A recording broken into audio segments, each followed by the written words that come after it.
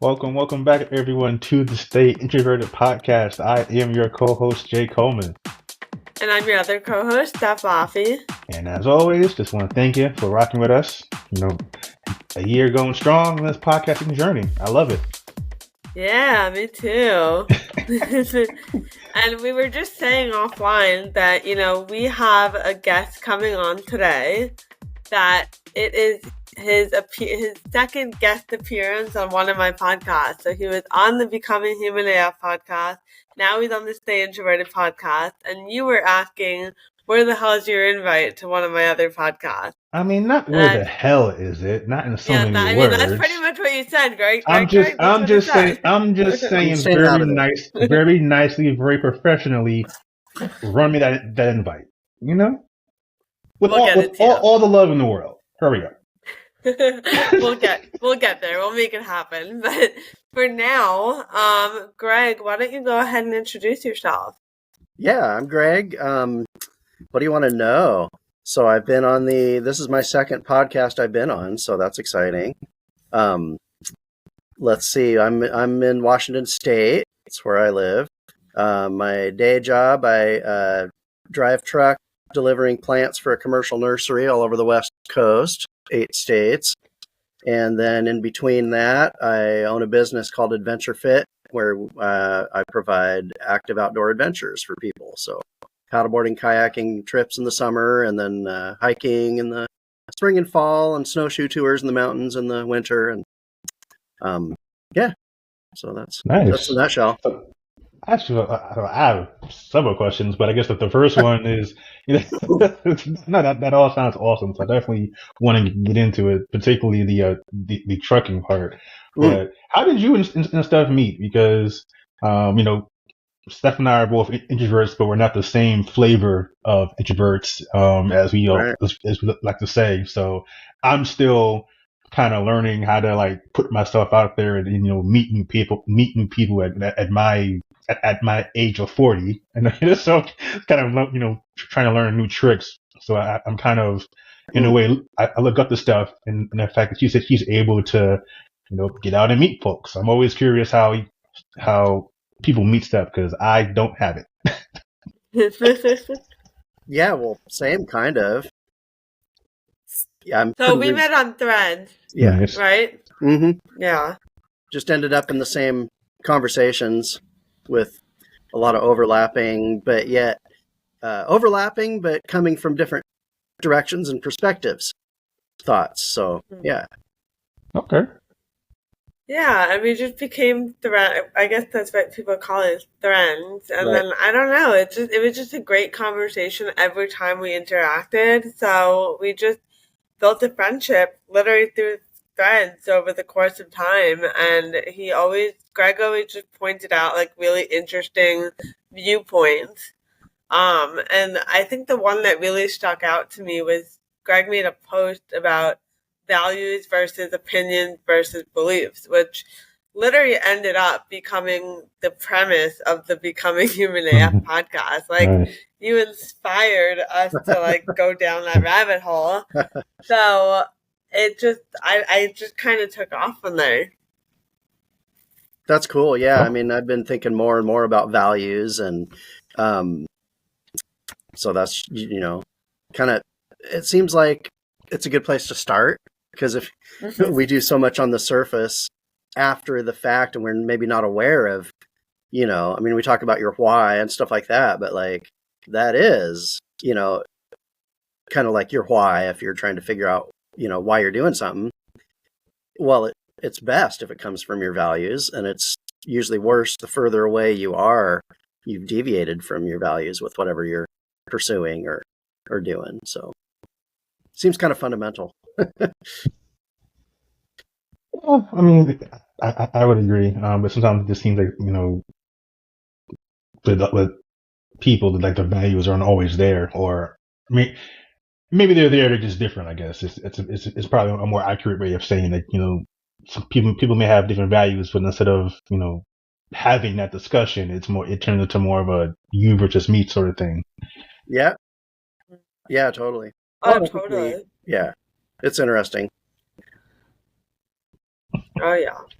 So, Greg, you mentioned that you do quite a couple of sports and outdoor activities with your clients. I have one big question: is what exactly is snowshoeing? Because Oh. I somebody signed me up for that last year, and then it ended up not happening, and I was kind of relieved because I didn't know what it was. But That's great. maybe this year. Oh yeah, definitely this year. Yeah, I mean, basically, if you want to break it down real simple, is just tromping around in the snow. Mm-hmm. Okay. Oh, I like it. I love it. So if you're on a street or a sidewalk where there's a lot of traffic, even if it snowed 6 inches, you can walk around and, as long as you've got boots on or something so your feet don't get wet, you're good. But if you go out in the woods where it's snowed and it hasn't been packed down, then you just put on the snowshoes. It's, I mean, the old things are kind of like tennis rackets on your feet. The old I was style. about to ask you that. Is that thing where they have like the rackets on your feet and then kind of Exactly, walk? yeah, Like, exactly. okay, all right. I mean, they're much fancier now, Ooh. materials and stuff. Oh, yeah. But it's super simple. Yeah, you just put your foot in, you strap, you got a little buckles or straps, and then you just go walk around. And it's just cool because you can get out in the woods where there's, there's trails. So you could go on trails, so that's packed. So that's super easy. You're just walking. But then you have extra flotation and support, on your feet. So you can go out in the powder snow and you'll still sink down some, but like instead of wallowing up to your waist, you can actually walk around out in the woods where, maybe nobody else has been yet. And it's just really a cool experience. Oh, cool. That's awesome. Are they heavy, the shoes, or like not? No, they're not super really? lightweight. They're all like aluminum and super light. Yeah. Oh, cool. Modern Nice. We were gonna do it. We were gonna do it with goats, but then we did goat yoga instead a little bit earlier in the year. Yeah. Nice.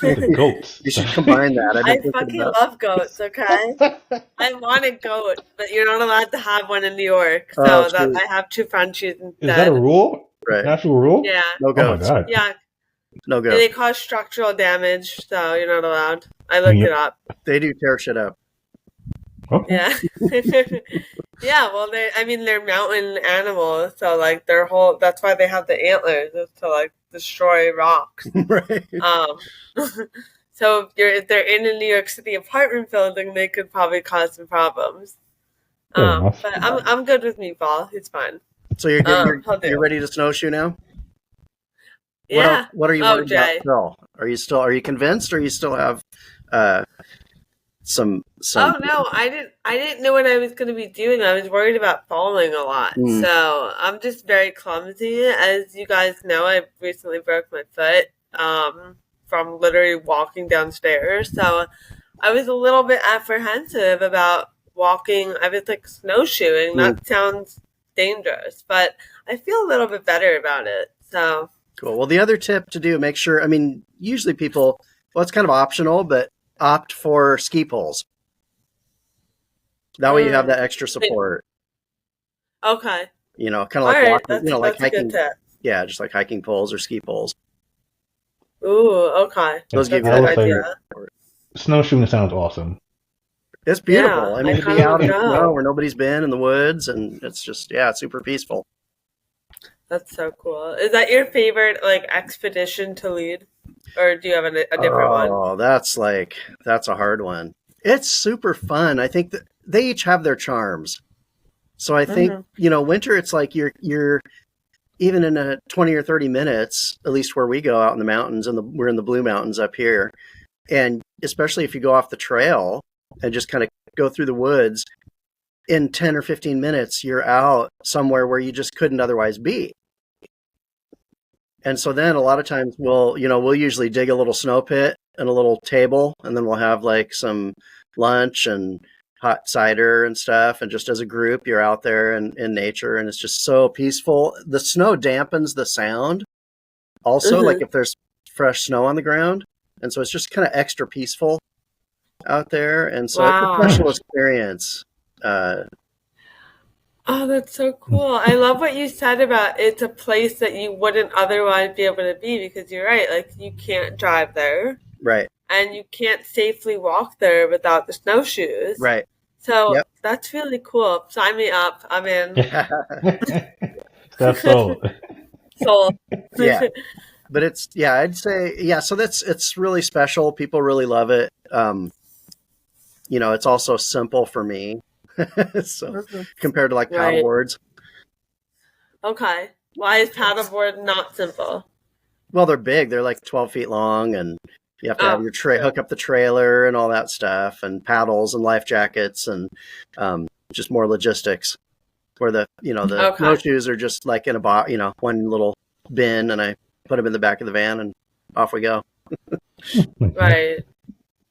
Well, I'm curious because you mentioned you do solo outings, but you also lead groups. So, as an introvert, how does that work as far as you being able to maintain the energy to lead groups? Like, do you have to prepare yourself, or do you have to once it's over, do you gotta like step away? How do you deal with that as an introvert? Yeah, it's actually been a big challenge. So kind of going back, I've had to learn how.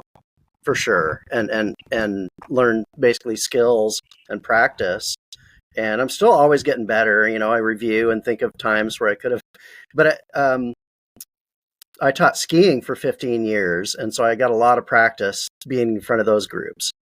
And so you just get a lot of reps, and a lot of that job is putting people at ease, because sometimes somebody took them up to the mountain.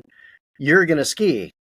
And they're like, I'm not sure. And then, they're on these skis pointing down the mountain, and they might be terrified. And so you just kind of have to learn all these tricks to make people feel comfortable, under control, safe, and all that. And so I think just, doing that for many years, develop those skills, and then being in front of groups and just kind of keeping things moving.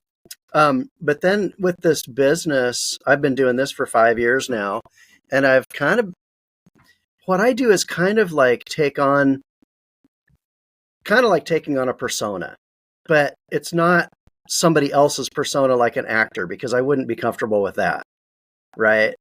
So, but what I try to do is just turn up the dials of characteristics of myself that kind of like just express my natural passion for these activities, which is the whole reason I'm doing it, is because I love getting out there and doing these things. And so learning ways to just kind of amplify what's already there. I love that. That makes sense, but that's a big key of it for me. Yep. That makes total sense, and I definitely like what you mentioned earlier about just getting in reps, because I think that really is a big part of it, is really just doing it over and over till you get maybe not comfortable but used to it, or kind of build an energy resistance. I guess I think I made up that phrase, but try to build that up, because it's funny because in my career, I've not been accused, but I've had people not believe that I'm an introvert, because I've been able to, give a lecture or give a training or give multiple trainings in front of executives and whatnot. And I'm like, no, it's just doing it. Like the first time I was nervous as hell. Like I had to go home and change clothes because I sweated through my entire outfit. Just standing still talking, but it's just getting those reps, like you said. You build up that strength and build up that resistance, I guess, to be able to do it. Yeah. Yeah, I love that. And I love what you said about turning up the different parts of you that are related to the job. Just that resonates so much. Because I definitely feel like that's what I do. I've just never really thought about it like that. That's super cool. And I think that that's such a crucial introvert survival tip. Yeah. Well, I can't, I'm not an actor. I'm not going to be able to pretend I'm somebody else. Yeah. Or if I do, I'm going to do it very poorly. It's going to be super obvious that I'm trying to put on a show, and it's going to be a bad show. And so I have to find ways to just let out just to me, it's just kind of amplifying, with natural characteristics, maybe turn them up a bit, but not trying to do a song and dance routine. That's not going to play. I'm going to feel terrible. Right. Everybody's going to see through it. It's going to crash and burn real fast. Right, absolutely. I mean, it kind of goes in line with, the idea that you should try to be yourself as much as possible. And you're really just leaning into who you are, and just, like you said, turning it up, amplifying it, and letting that be enough for like your brand of leadership and adventures. So Right. that's so cool. Yeah, I like totally. that stuff. I definitely I like made that. that up. No, that's but you're great. right. You need to always be yourself. Yeah. Always be yourself unless you're an ass, and then be less of yourself. Yeah. Golden choose rule. choose which characteristics you want to amplify, hopefully. If you're Exactly. Sometimes you gotta bring them down a little bit, but for the most part, you gotta amplify. Well, I definitely blur the line sometimes in, just kind of my 13-year-old sense of humor. Got to keep that one keep a little bit of a chain on that sometimes, right? I mean, that's the best kind. Like, I take myself seriously never. So it's just like, it's funny because one of, I guess, the stereotypes or myths about introverts is that we don't have a sense of humor. We're all kind of just stuck up and depressed and whatnot. But introverts are some of the funniest people in the world because we see things differently, and because we are ourselves, and because we actually observe and we get introspective, so we're able to not just see the world differently but describe it differently. And some of that stuff is hilarious. Totally, yeah. You see those subtleties, so that brings me to a question I have for you guys as the experts on introversion. Know about all that, but well, we'll try. Intermediate. On your shirt. It's right there on your shirt. Oh yeah, introverts have more fun. True. It is true. Nice. Okay, so I've been thinking about this with listening to your guys' podcast. So I'm curious what you think about the distinction between, because I think sometimes, well, I'm not sure. I want to know what you think. So you have introversion, extroversion, and if I do those tests, I'm kind of right on the line.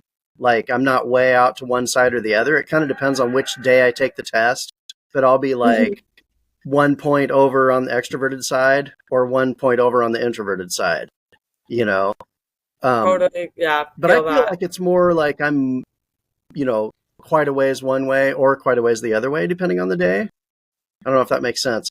But then I feel like there's another like continuum or of like shy versus outgoing that I feel is a different kind of axis. And I think they'll interact, absolutely. right? Because I wonder if you can be more outgoing but still be introverted. So like the introverted extroverted is more like your social battery, like you guys have talked about, of how much or maybe what type of interactions and whether that builds your energy or saps your energy.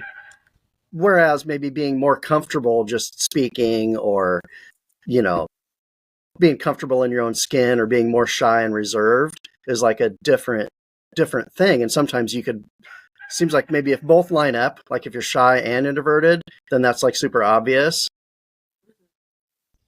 You want to go? How do you see first up, or? Yeah, so I mean, earlier when I was younger, up until like college-ish, I would say I was like a shy introvert. Whereas now, I think most people would consider me on most days to be a more outgoing introvert. And I think the difference for me is that you're an introvert your entire life or an extrovert your entire life, and maybe you come out like a little bit more one way or the other in different seasons of your life, but for the most part, it determines whether you draw your energy and your interest from within or from the world around you. I don't really think that changes too much. Whereas I think that shy and outgoing are more temporary like traits. And you can overcome shyness. You can you can learn how to be more outgoing, like you can train yourself. Like I think those are nurture whereas I think introverted and extroversion are more nature. I like Wow. it. I agree with all of that. I also think you said something, Greg, that I think kind of, you may not even realize that just how true it is, but you talked about a continuum, and that's similar to what Steph and I was talking about. I always say that introversion and extroversion are on the spectrum or continuum. Like no one, an introvert isn't all one thing. Steph is way more outgoing than I am, as you said. I'm trying to become more outgoing, but I will always be an introvert. I will always be a quiet person, very, very reserved. That's just who I am. But I can learn to be more outgoing. I'm still going to have the issues with how it drains my energy. Like Steph, I thought that I was just a shy person when I was younger as well, but I learned that in different environments, the shyness went away. I was always quiet, I was always reserved, but I wasn't always shy. So having just taken a look at that, I learned that again, introverts are stereotyped as shy, but anyone can be shy, and like Steph said, it's temporary. Yeah. There My there are husband's shy. He's an extrovert. there are introverted extroverts. There are extroverted introverts. Again, I'm probably, I guess, on the extreme end of introversion, though I'm trying to make my way more toward the center. I think being in this space has definitely helped me. Working with Steph the last year has definitely helped me grow and become more ongoing, become more, make more friends. So thank you, Steph. Appreciate that. But yeah, you would be surprised like how much overlap there is between introverts and extroverts, particularly as you get towards that center, that line you talked about, Greg. Yeah. To the point where people don't know. I said before in my old job, people didn't believe me that I was an introvert because I had at that point in my career I didn't have that much of a problem holding a conversation. I didn't have a problem raising my hand and taking initiative and putting myself out there to ask for challenges or to take the lead in projects and in groups and to teach people. But people think that those characteristics, those actions are all extroverted traits, and that's not the case. So when I told my coworkers, I said, listen, that's work Jay. Work Jay, work Jay is quick with a joke. He can teach you anything you want to know about procurement and contracts, and he will stick with you until you get it. He's forceful and strong. He don't take no mess. But JJ is tired and wants to go home. It needs to recharge for about 5 business months because work Jay has tapped all of his energy. So it's really, we can do all these things, but we have to be, we're just more mindful, or we have to be more mindful of our energy because we just don't get our energy from being around people or interacting or socializing. That it drains us. It's not that we can't do it. It's just that that's not how we get our energy. It's how our energy is used. Whereas for extroverts, primarily that's how they gain strength. But yeah, there's definitely a spectrum. I think I've been trying very hard in this soliloquy just to avoid the word ambivert because I hate it. But there's that there's that as well. I'm not a big fan of the word ambivert, but okay. I think you're either. Go ahead. Sorry. Yeah, no, I think that.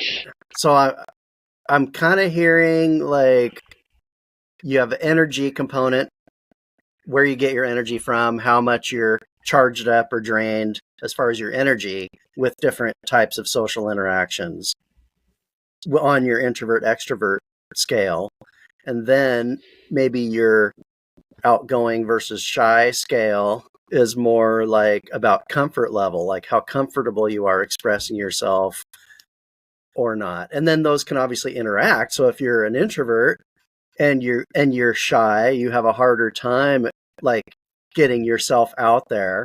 then that's going to drain you even faster. Whereas if you're outgoing, maybe you're still introvert. You still get drained by social interaction, but maybe it takes a little longer because you're not having to labor so much to express. Absolutely. Does that jive with? Yeah, I think you're spot on. And I think like the more I've also like there's other things that go into it. Like the more I've learned to stop overthinking everything I say, the more outgoing I'm able to be and the less energy it takes to be outgoing. So there's all these like different components. I definitely think it's almost like being in the gym. Like the more frequently you go, like it's like muscle memory. So if you go to the gym for the first time and you lift a weight once, like the next time you go, it's gonna take a lot to lift that same weight. But if you do that for a while and you do that repeatedly, then it just becomes a lot easier. It takes a lot less energy and strength to get through that moment. So it's all about reps, like you were saying earlier. Totally. Yeah. And there's definitely, even within the introversion and extroversion, there's different personality types. We're probably not going to get into all of them today, but with me, I'm think I'm INTP is my personality type.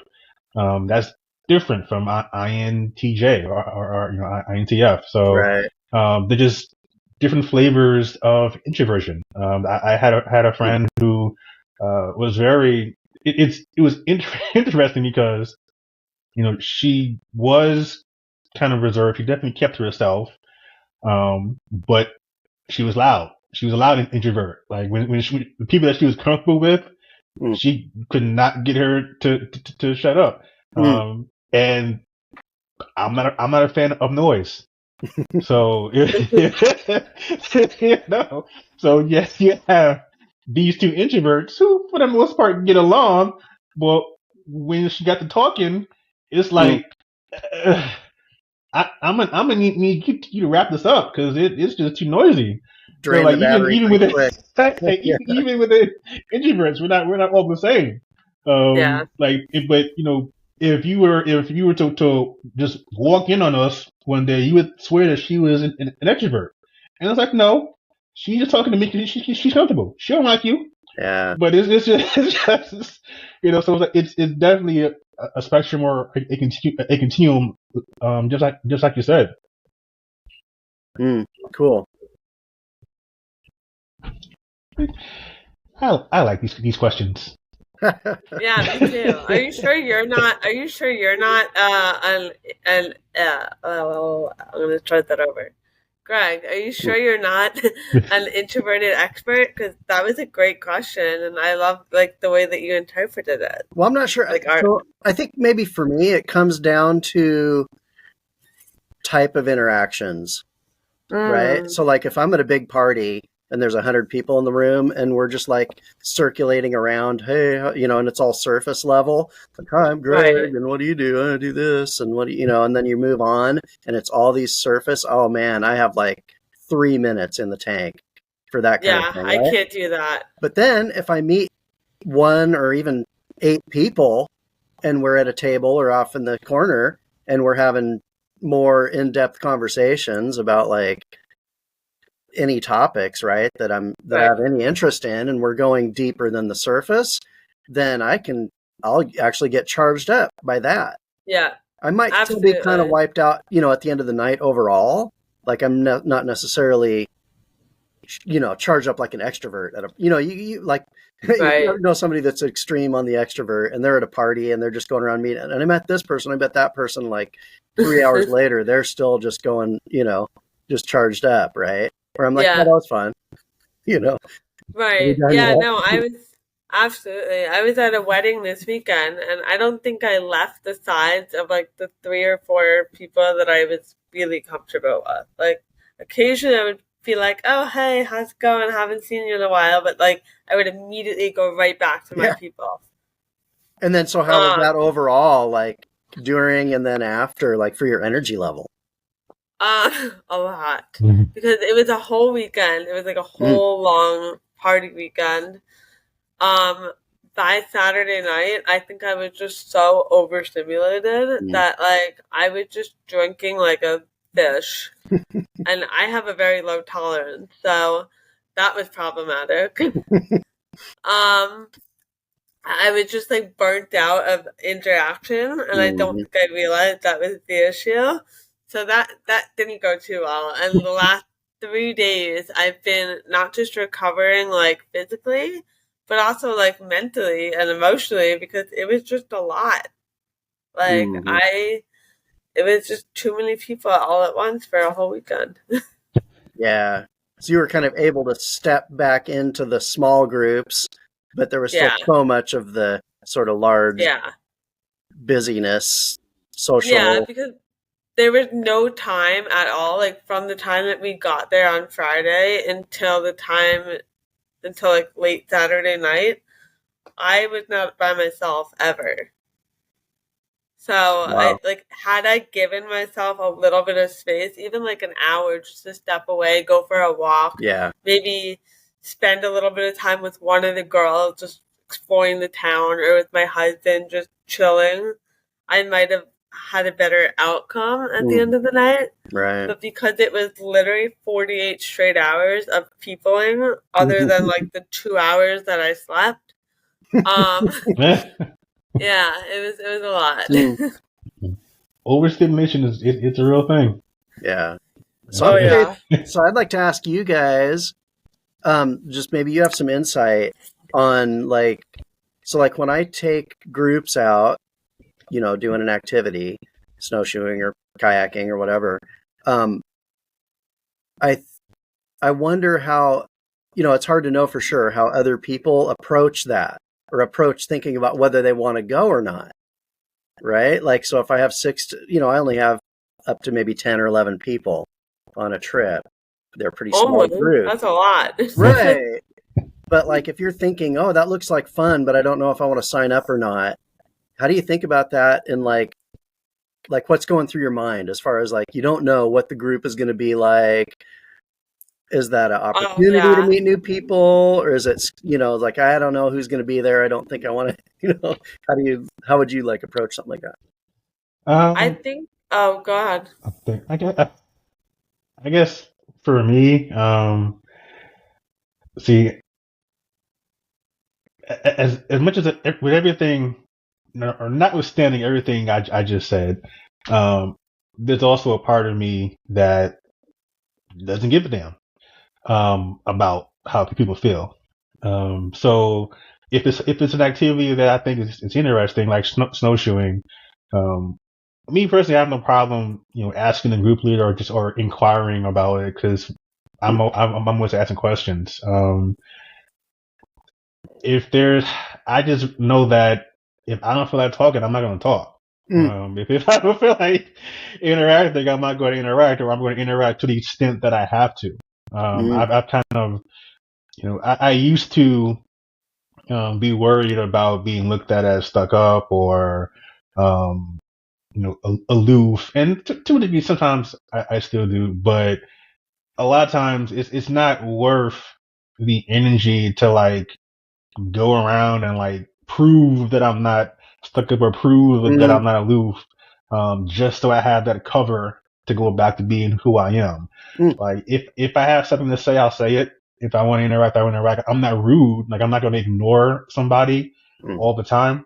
But if I'm not in the mood, I'm not in the mood. Like, it'll be real short.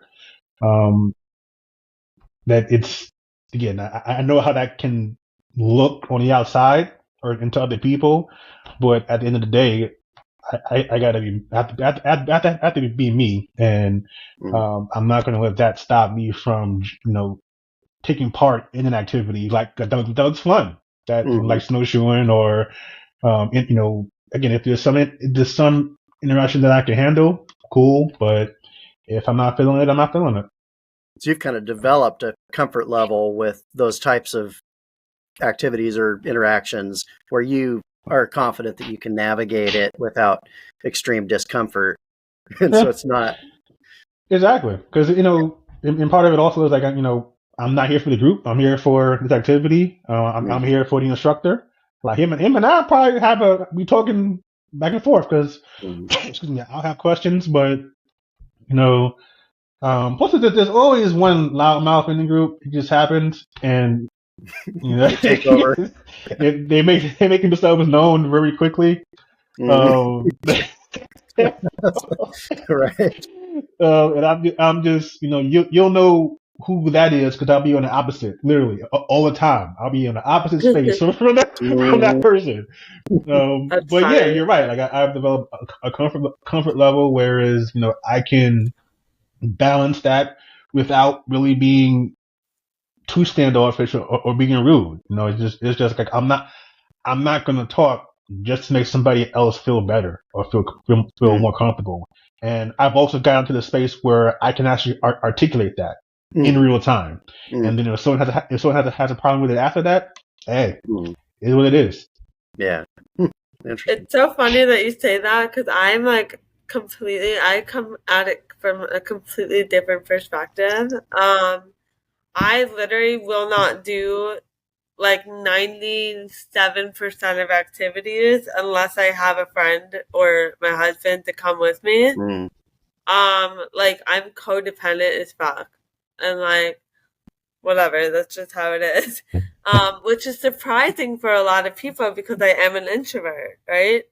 But part of it is I used to be a lot more independent. Like I would just like do whatever I wanted to do, even if I was by myself. But I went on a trip about 9 years ago and I was by myself and the rest of the group knew each other. Mm. And it was a 10-day trip. Oh. And we were in another country on the other side of the world. It was in Israel for birthright.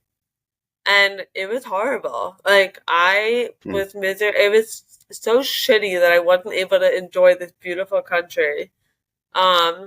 Because I just felt so like excluded and so out of sync with the rest of the group. Mm.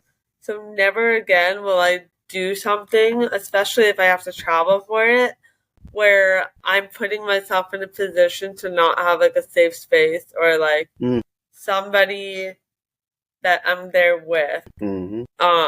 Because Wing if I'm person. going to, if I'm going to spend the money or spend the time doing an activity, I want to enjoy it.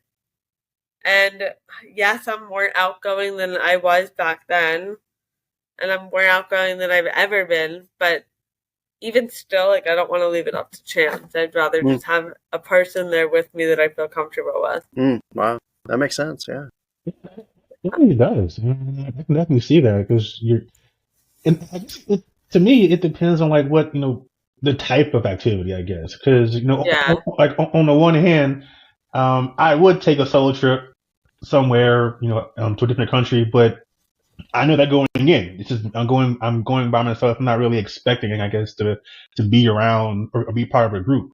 I might meet people and whatnot, but I'm not expecting to be part of a group. At the same time, if I was going with a group and I was the only one, or I didn't know anyone else in that group, and everyone else knew each other, yeah, I think it would definitely go differently for me because I think depending on the activity, you know, you know, the people help make that activity great. They help make those memories. So that definitely makes sense. Mm. Right. Like every activity, it was like, oh, we went camelback riding. And everybody was like, on their camels, and then there was me. And then we went like camping, and again, everyone did their thing, and then it was me. And then we went hiking through waterfalls, climbing up the Masada. I always forget the name of that. But like so many different activities, and I just was like on the outskirts, and I'm like, I'm never doing that again. Wow. Yeah, I mean, especially 10 days and you have no way out. That's extreme. Yeah. And being a one person, and everybody else knows each other is like, that's a tough dynamic. I mean, I have that a lot when I'm leading a tour. I had that just the other day. It was like an office group that I took out. And so, of course, they all work together and I've never met any of them. And so it was interesting to integrate, find ways to integrate. I had to kind of make myself kind of jump in to their, their thing a little bit. So it was, Right. I feel like people are, for the most part, pretty inclusive of the instructor, but Yeah. I'm sure there's been times where it's been like, like I feel kind of like lonely at the top. Well, I kind of have to make myself jump in sometimes, Yeah, you know, yeah, and then it's all good. But like, that's something I've had to learn how to do. It doesn't come yeah. natural to just kind of insert myself into other people's, interactions. Right. Oh, that's gotta be hard and like definitely overwhelming at first. It can be, yeah. So, uh, I got another one for you. So Ooh, I look like at us to, for being interviewed on our own I podcast. like being hey, interviewed on my own podcast. It's awesome. flip the script. No, I'm super curious because you guys think and talk about these kind of dynamics a lot, and I like to learn how different people kind of approach them. But like, so, and I don't know how much like it sounds like you guys have done some like hiking and camping and stuff like that. But um, with my groups, like, and just like where I'm at, it's fairly mild country. We're not like in super Rocky Mountains or the Alps or the Himalaya or something where it's super extreme. And so a lot of my tours are more like people that are, like you're saying, well, what's snowshoeing? What's up with that? I don't know if I can do it. Am I going to fall down? Is it? So a lot of the time, what I kind of focus on or specialize in a little bit is people who aren't comfortable or aren't sure or haven't tried something before. I'm going to have a ton of people that say, like for paddleboarding, it's like, well, I don't know if I can stand up on one of those things. And so going from that to, being out, having a great time, is I really like learning how to do that better and kind of help, people get comfortable with a new thing. I'm curious, like, if you're doing, is that more comfortable in a group? Or again, like, how do you think about that? If there's 10 people or if there was just, you signed up for a private lesson, like, how would that decision go through your mind? Like, I really want to try paddleboarding or snowshoeing or something, but like, there's going to be these, do you think of it like, oh, great, there's 10 other people, so I have the support system natural built in and the guide? Or are you like, no, I don't want to, do that with other people? I mean, in the past, I used to definitely be way more self-conscious about like wiping out and making a fool out of myself. But like I said, as long as I have that person there, I'd probably rather just have fun with it in a group setting. And like, even if I fall flat on my ass or my face, like, whatever. As long as I don't get hurt, obviously. But that's I could get hurt in a private setting or a group setting. And to me, I feel like being in a group just is like a fun atmosphere. Hmm. And who cares if I fall? I think maybe having the instructor say like at the beginning, like, okay, who's never tried this before? Just so people are a little bit more gentle and empathetic towards the person who's never tried it. That always helps me. Because I'm like, I have two left feet and I'm like a walking tornado. Like I can't even stand. Um, and so I found that when the instructor says, "Oh, like who's new to this," and I raise my hand and say I'm super clumsy, the whole group kind of rallies around me and they like cheer me on, which is really helpful. Hmm. Yeah, that's totally been my experience when in groups. Yeah. I mean, you also have a resting happy face, so you're always smiling. I think that helps also. Yeah. Oh, most of the time, yeah. It's like it's very, very reminding. I don't have that, so.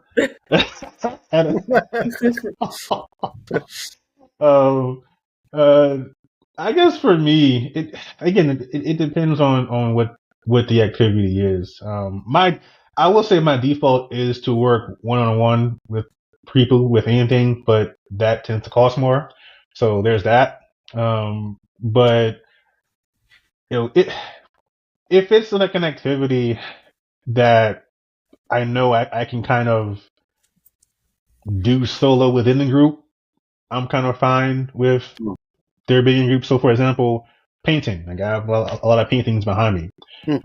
Every one of those paintings I did in like a large group setting, but I don't. There's not the expectation of having to talk to anybody. You can, just to go over. And I've gone with people, but for the most part, you're focusing on your actual painting. So it's more optional, I guess. You can kind of socialize at your own pace, I guess. Not like a dance class or something where you're just going to get paired up. You're kind of thrust in there, and then they say switch, and you have to, like that's probably not my worst nightmare, but probably like my least favorite sort of interacting. Where I was like, I want to work with either the instructor or one person, and it's like, switch, and then switch again. And it's like, Jesus Christ. And then you had a person with 2 left feet. I have huge feet. It doesn't add up. So it's just, it breeds overthinking and worrying. So it really, to me, it depends on what the activity is. Like snowshoeing, I think I would be fine. I think like one, certain things I just accept, like you're going to fall, you're going to slip or whatever. So I think. Same thing with paddleboarding. If you're probably going to fall, you're not. Particularly if you haven't done that ever. So knowing that, okay. I also think that kind of how you said, Steph. If you're in a group, you're gonna. There's a greater likelihood of having at least one person be that person to kind of uplift you or uplift the group. So there's that. Cool. So it to me it depends on the activity, but. My default, I guess, is to do things either kind of one-on-one, as funds allow. Awesome. It's kind of funny how we both always have like completely opposite answers. Right? Yeah, that's great. That's why I wanted to, stir it up a little bit. I mean, it's opposite. Not opposite, but like just different. Yeah, it's just different flavors. Like, yeah. Well, different way of approaching a similar thing. Yeah. Which is, with cool. A similar, like we both have a similar, like introverted personality. It shows up in different ways. Like I need my safe space so that I can just decompress. Whereas, I don't know where it's going on that. Go brain. His girlfriend, exactly. Sure, but also, but I'll say also, and again, this I don't think it really has anything to do with me being an introvert. In most cases, I'm not the smallest person in the group. Like I'm not a small person. And like I said, I don't always smile, so I think that also let people know that there's a certain zone that they probably don't want to go, which is funny because again, I'm not like that at all. Like Steph will tell you, I'm the biggest kid. I don't take myself seriously, but I also don't invite a lot of nonsense. And for me, that's kind of like my shield, I guess, or first line of defense. And when I'm out there, it's like I'm not really here for nonsense. Once I warm up to you, cool, we can key and kick it. But for the most part, I need to feel my way around this activity. And I know that I can look intimidating to some people. So I think in some ways that not helps, but kind of just it provides sort of a buffer. More people are going to more people are going to come up to Steph because she's always smiling. I'm not that way. I'm not that way. So like there's that part of it as well. So you can bring down that shield if you want. Yeah. Or you don't. I wish I could put off that shield. I like people look at me and they're like, "Oh, this girl's so giggly and happy and smiley. She probably wants to make friends." I'm like, "Nope, this is just my face." Yeah, and I've been walking in New York up the street, and like I passed these two women, and I'm passing them, and one of them said "smile," and I'm like, "Whoa, okay."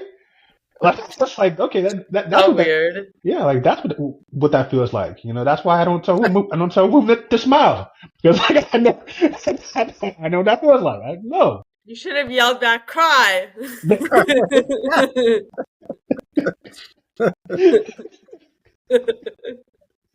Yeah.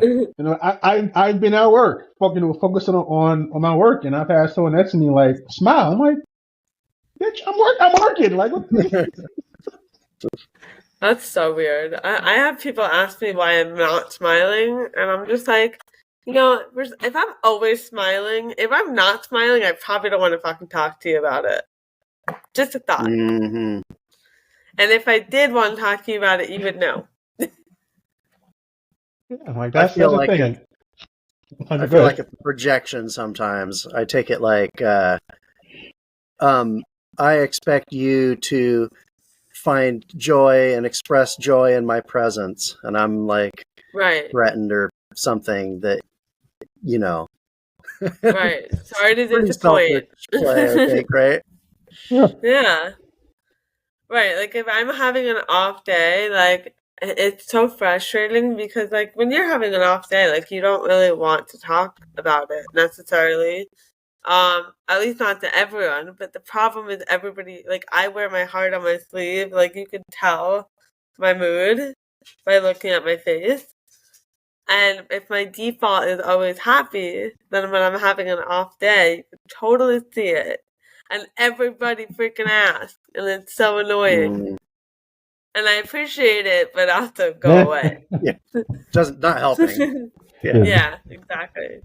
Like I'm trying to snap out of it, and you asking why I look sad is not helping. I know.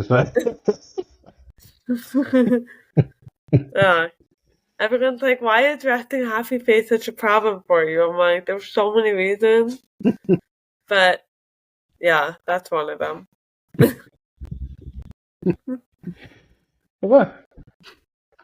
That's how we roll over here, the land of introverts. So I have a question for you, Greg. How did you get into trucking? Because that definitely intrigues me. I don't know. I just kind of always had it on the back of my mind. Like, there's just always work. I like variety in my work. I've done a lot of different things. I was mostly did management, and even jobs that I loved as far as the work and the people and the mission and everything else. Something about getting up and trudging into the same place every day just wears me down. It's the same kind of energy load as like being, if you're, very introverted and you're at a big giant party with surface stuff, it just kind of beats you down. I'd get that same feeling after a few months of just like, okay, so it's Tuesday morning. I'm walking into the same cubicle, even though I love my work and the people and it's fulfilling and enjoyable. It's just like, so what am I going to be doing on Tuesday in, 2042? Trudging into this same cubicle again, and just something about that vision forward of sameness. I think, and I've always just loved, getting on the road and seeing the day. I used to enjoy construction. I like being out different places around town. You'd be on the roof looking at the neighborhood or whatever, just going to different places, different days. But that physical work is also not an option as you get older, at least for me. Yeah, that tears you down. So it was just kind of a good mix, I guess. And then I've found ways where it's flexible, so I'm able to also build my business. Nice. So do you own your own truck, or do you use No, I work for a company. Okay. Yeah. Nice. So, and it's one where we're based out of where I'm at, so we're just out usually for a day or two, and then we're back. So we're home 3 or 4 nights a week, and it's not like you're over the road all the time. Like I think so it's a good mix. It took a little bit to find that, but it's good. And then you're just listening to podcasts all day or audiobooks. When I in between, so I've kind of been off and on as I've looked for a good a job that fit. One of the great advantages of it that I missed when I wasn't doing it was the ability to have that intellectual development, listening to books and podcasts and things. It's you spend your 10 hours a day. You can be taking in new information, which can be overwhelming if you overdo it, but you miss that when you're not. At least I did when I wasn't able to do that. Yeah. I love that you're able to have that time because you're literally getting paid to like develop, which Right. is so Yeah. cool. Yeah. Yeah. I trained somebody that's why they went into trucking. Because I also Wow. work as a trainer for my company, Okay. and so I had somebody that I trained that, yeah, they wanted that time to listen to. They were kind of into one thing, but they just wanted to listen to that thing, you know, like all the time. It was really helpful Right. for them, kind of a developmental thing, and yeah, it's a great option for that. Wow. That's so cool. Do you ever like listen to like an audiobook or a podcast that like just blows your mind so much that you have to pull over? No, that a but I have weird to like question? stop it. Yeah, you can only listen to stuff that's that deep or whatever if you're just Yeah. on really open road. So Right. like you come into a city or you go through traffic or over mountains or something, Yeah. you may just have to shut it off because you realize it's kind of like when you're reading and you realize you don't Yeah. know what was on the last 2 pages. So you Oh, have to yeah, like pick a different exactly. time when you can sort of. It is frustrating because I have a lot of things I want to take notes, and you can't really. Maybe there's some technology where you can do voice notes or something, but I haven't discovered it. I think there is. Let me ask one of our previous guests, Lennox Saint. He's big on threads. He had some kind of app that like takes notes for him on That'd be podcasts. cool. So I'm gonna reach out and find out. Oh yeah, that'd be great. Because yeah, I'm always like, listen to stuff I want to take a note, and then by the end of the day, I've already listened to 3 other things and kind of forget to write it down. I do pull over. Yeah. I have had times where I've had to pull over at the next exit and get out my Post-it note, or my phone, like stop and make a note, and then go again. Wow. I have had that happen a few times. Okay. So I just can't let this one pass. But I have like 20 others a day where I don't do that, and I wish I had that option. Nice. Yeah. So you mentioned that you don't really do like over the road trucking, but do you like see some of these like massive trucks? Like, I guess there's I don't know what it's called, but I guess some trucks have. I guess the tractors have like little space for the driver to like sleep and eat in the back. And like to me, it seems like they're getting bigger because I've seen a few where it's like this truck is bigger than my apartment. Like this like this guy has like a whole set in the back of his truck like that's his house. I want to know like what's kind of the biggest that you've seen in your travels. Yeah, I mean, I've seen those on the road. I've never gone in one or seen the inside, but yeah, there's some massive ones that I see. I mean, ours have a little sleeper, so you just have like a twin or whatever in the back and cabinet, for your stuff. So it's kind of like a camp out every night. Nice. But it's not luxury liner. Like, some of those are huge. They look like they're a 20-foot, Yes, back there. Yeah. Like, is that bigger than an 18-wheeler? Well, they're still, they're just kind of stretched. Yeah, they're still 18-wheelers. They're just longer because you have this apartment on the back of your tractor now, and it's some of them. It's cool stuff, but it's just like wow, That could be a pretty cool like semi-retirement. I see some couples that kind of roll like that. Oh yeah, I when I was younger, I kind of wanted to have an RV, but I realized that those can get pretty expensive. I think there was one couple that spent like $1.5 million on the RV. Oh, yeah. And part of the reason why it was that expensive was because they wanted an elevator for their cats in the RV. Well, obviously. Who doesn't? Yes. Yeah. So like, I mean, they're basically buses I think like buses, but imagine a bus, and you see like where the part where the bags go underneath. They just put an elevator from the top to that space so that their cats don't got to walk up the steps. Wow. Yeah. That's living. It must be nice to have that sort of money. I aspire to have that money when I'm older, but a cat elevator wasn't on my list of things. No, I guess if you live on the road, then you don't have the cost of a house or an apartment, so you can afford luxuries like cat elevators. I guess again, it's very cool. I'm not hitting on it. It's just I wouldn't consider it. It never occurred to me like that one to do that. Two, that there was someone that would actually build that. Right. So it's like. You really don't think I would build an elevator for my dogs? Really? Of course I would. I'm sure you would. I'm sure you would. You're underestimating me, okay? But I mean, but do you have $1 million, $2 million to do this, to build this bus out for yourself and your dogs? I mean, maybe someday. You never know. So Greg, it was so fun to have you. I can't believe a whole hour plus has gone by. Thank you for coming on the podcast again, although it's a different one. Maybe I'll have to get you on the last one just to round it out. Right. Keep the trifecta.